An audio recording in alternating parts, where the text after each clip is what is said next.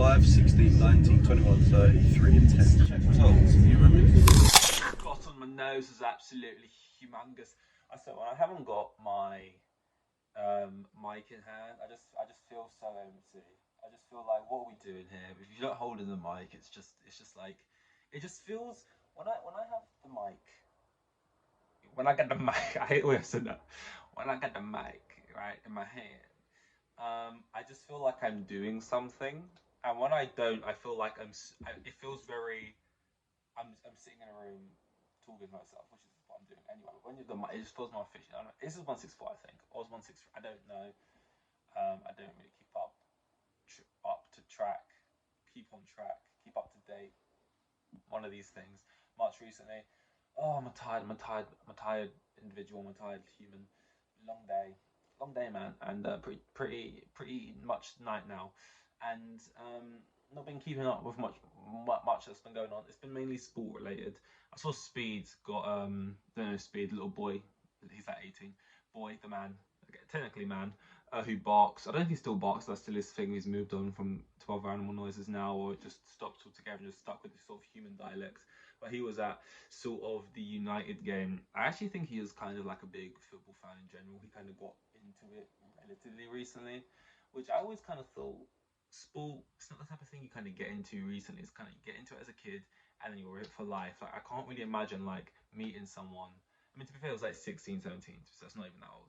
But like meeting someone who's like 20, like 30, who's like, no interest, never had an interest in football or any sport, and then especially a global sport like football, like if you got them into like um oh, what's it called, boccia, right?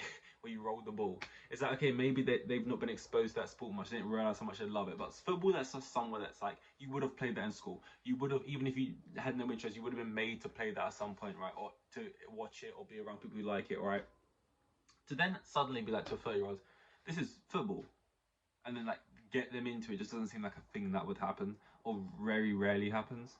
But like, he's into it now. He was kind of only following Ronaldo, and then Ronaldo kind of went to United, coexisting at the same time as his interest, which now I suppose he just likes United in general now, because he was there for the Manchester Derby, which is also the FA Cup final, and mixed feelings for what I want. I think ultimately, head and the heart. I think my head knows I needed United to win that. My heart is like, I don't really want United getting the FA Cup and the Carabao Cup. You could argue that they're the two least important ones, but still, I don't want them getting them.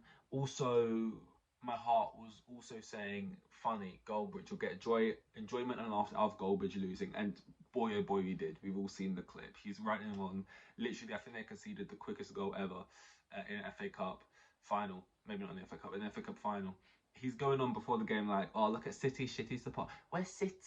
Come on, City, come on. And then the game starts within 10 seconds. Long ball, Gundogan scores, and it's straight to rage. It's classic Goldbridge. And people go on, right, about certain people like who are great at betting, or like people who have like there's pictures from like the 1940s and it looks just like them, and people go, oh, they're a time traveler, they must be a time traveler. If there has ever been a time traveler in this world, it's Mark Goldbridge, because the clips he has where he will say the worst possible thing, and then that thing will come to fruition seconds later, it's chef's kiss. At the same time, it's not time travel. You chuck enough shit at the wall, something will stick. And if you say enough times, Leicester are shit, United are shit, City are so shit, Arsenal shit, they're never gonna score. They're never gonna score. Liverpool, they're never gonna score. Eventually, if you're doing enough live streams, they are going to then score seconds later. But it just works out so well. It's like I love like to be working in a job where you know raging and stuff is all gonna get clipped up on Twitter and everyone's gonna laugh at you. But to be just so angry in the moment that you just don't even care and you just like give out whatever your true emotions are at the time is top quality. And also, it's also good for him. Yeah, every single time he has one of these clips, it is also. I don't think he's thinking of that in the moment, but it is a nice little. It's. I mean, I'm not saying I would want Chelsea to lose. For clippage, which I do think there is certain fans who would. I'm not going to call out the content. I think we all know. Not necessarily be willing for it and wanting it, but be kind of indifferent to it. What I'm more saying is like, It's kind of like Tony with the bets.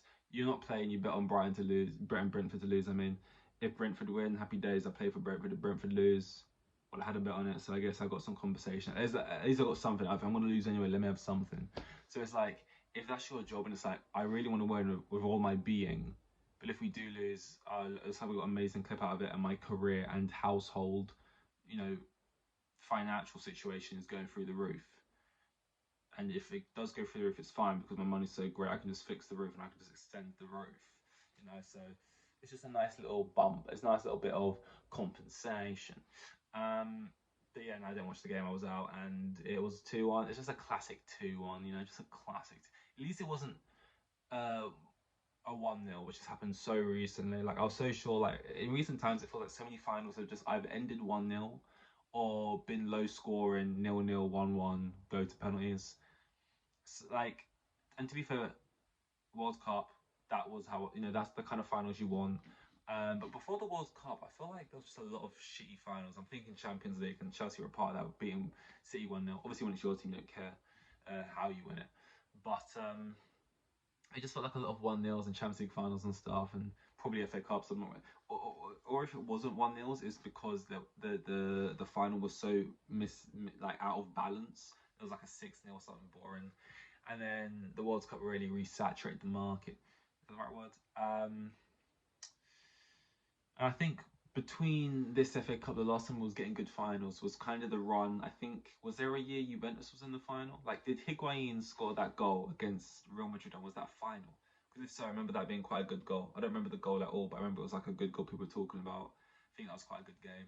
And then we kind of had another, and after that, we kind of had a stretch where Liverpool made the final twice in a short period of time, right? No. Liverpool made one of the finals where Gareth Bale scored the bicycle kick, the goals against Karius. Karius made the mistakes. Good final. We had another one where there was just good finals happening, and then since it's been like Real Madrid like 1-0 against this team, Bayern Munich 1-0 against that team. You know, it's just been boring, and I've been snoring. Oh my god. But you know, today was a 2-1.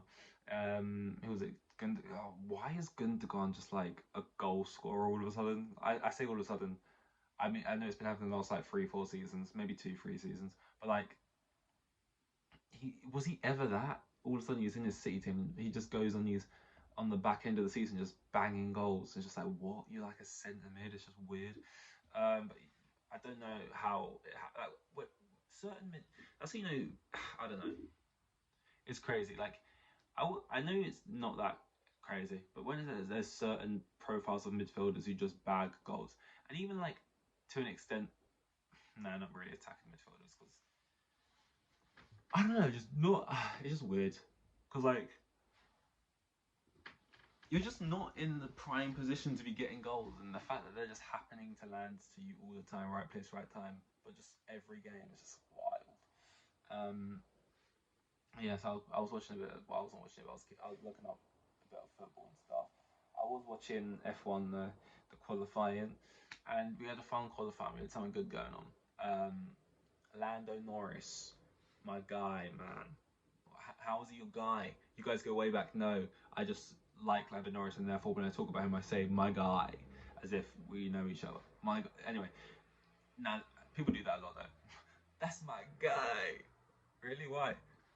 I just like him, innit? I support him. He's my guy. Anyway, yeah, Lando Norris, P3. I'm happy. Like, I know, cool. Ocon P3. Oh, that's different, but I don't like Ocon. Norris has been my favorite driver since I've got into the sport, so obviously I've not been in that long, clearly. But yeah, and Lewis is also up there for me. Lewis didn't do badly. You know, he got P5, and considering Russell's like P3, I mean P12 or something. Now I think P11 because Leclerc got that. No, Leclerc was back at the fucking grid. Forget Leclerc. Not dead back. You know what I mean? Like second from back. Who was it? Gasly. Gasly got 6th place grid penalty. So George went up 1. So we out-qualified George and by a few positions. So he clearly didn't do awfully, but just the way he was doing well in practice, in Q1, Q2 was right up there, and he could have been. It looked like he could have been the one out of everyone to take it to Verstappen, maybe. And no one was really expecting him to get pole, but just to sort of get at least on the front row, maybe get thirds, which apparently is a lot better than P2 in Catalonia. But it was a sort of under on P5, and the qualifying just sort of simmered out after that. So we got quite an interesting grid. If I could remember it, I don't think I can, but I think it goes Verstappen, Sainz, Norris, somebody else. Is it Alonso? Maybe. No, I don't think it's Alonso. No, because Stroll got out qualified by Alonso, so maybe it's Stroll P4. I don't remember. If it is P4, then it goes Hamilton. Don't remember after that. I know Perez is P10 now. I know that Leclerc will be then P12. With Russell P11, I think. And those are the people I can remember. Leclerc's pretty much second from back. So it's kind of like an interesting grid. You got like a Red Bull in the middle. You got like a Red Bull at the front. But then you got like a McLaren up there. You got Ferrari there. You got like Mercedes here. Like it's a lot more interesting than what we've had a lot of the time. It's just been Red Bull, Aston Martin, Red Bull, Aston Martin, Red Bull. It's just basically been that bullshit. And occasionally, okay, Alpine, but I don't give a fuck about Alpine. And there's the dog on time as usual. So predictable. The second I shut my door, dog. I was going to say a government name, but I fought against it. There you are, scratching away. Predictable. Yeah, but what do I race tomorrow? Okay. I mean, usually I just sort of walk around with mic in hand. I'm letting you in. Get in. Yeah, I just walk around with mic in hand, and you can still hear me clearly even when letting the dog in. But considering I'm not going to say I broke it. I would hate to say I broke it. You know, I think it was just a shit piece of technology that broke on its own. But it would make things a lot easier. Let's just say that. Sorry, it had to be done. It had to be done.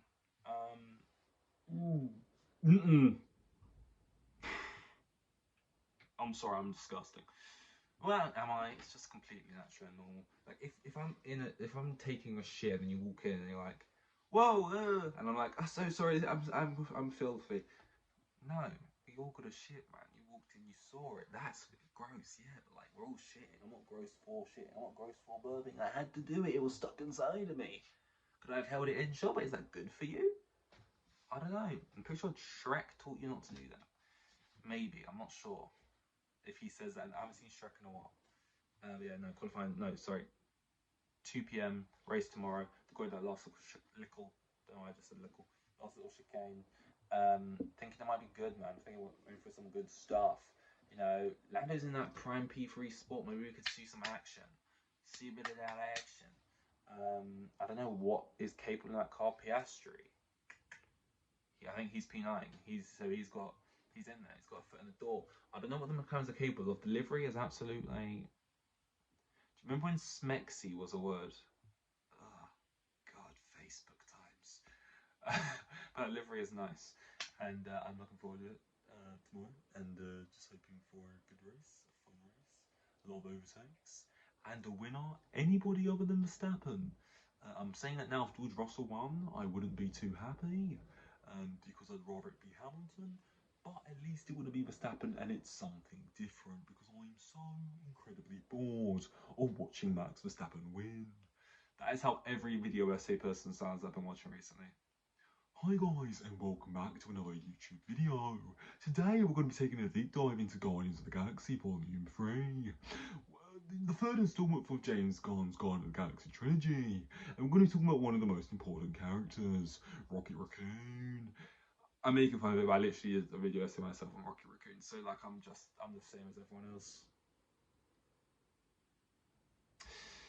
This was 16456. I don't know. Whatever number comes after, whatever number this one is, will be the one that is tomorrow.